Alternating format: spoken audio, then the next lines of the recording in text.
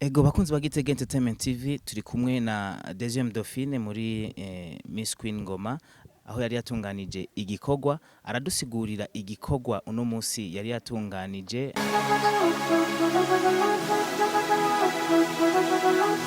Iki gikorwa novuga yuko ari nk'ikwirikirana ibikorwa twateguye aho duheruka gutembera ku mutumba wa Zege.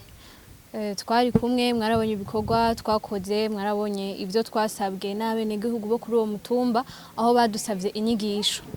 Ariko rero izo nyigisho no musi nizo twashatse gushira mu ngiro, ico cifuzo cabo nico twashatse gushitsa. Rero ariko ntitwashatse gukorera ku benegihugu bo kuri uwo mutumba gusa, twashatse dukorere no mu yandi makartier kugira ngo aba bakenyezi bose bashobore kuronka ico bungutse kw'izo nyigisho.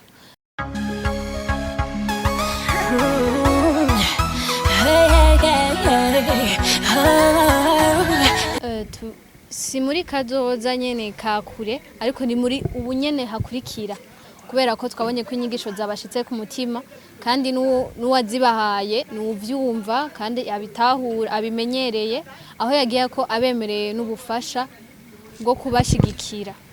Nibaza yuko bizokoroha cyane, twiteze umwimbu mwiza cyane, tuzogaruka no kuraba aho bigeze, aho umwimbu wabo ugeze.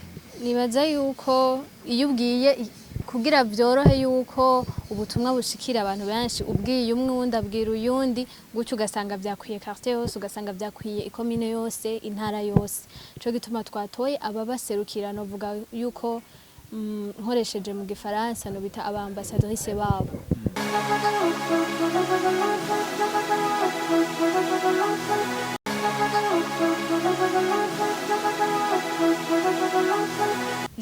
Ico nobwira umukenyezi arashoboye kuba kwiyumvisha ko ashoboye, akumva ko muri we ashoboye, bimuha yuko akora n'ibindi bintu yibaza yuko atokoze, nukubahuka muri bo.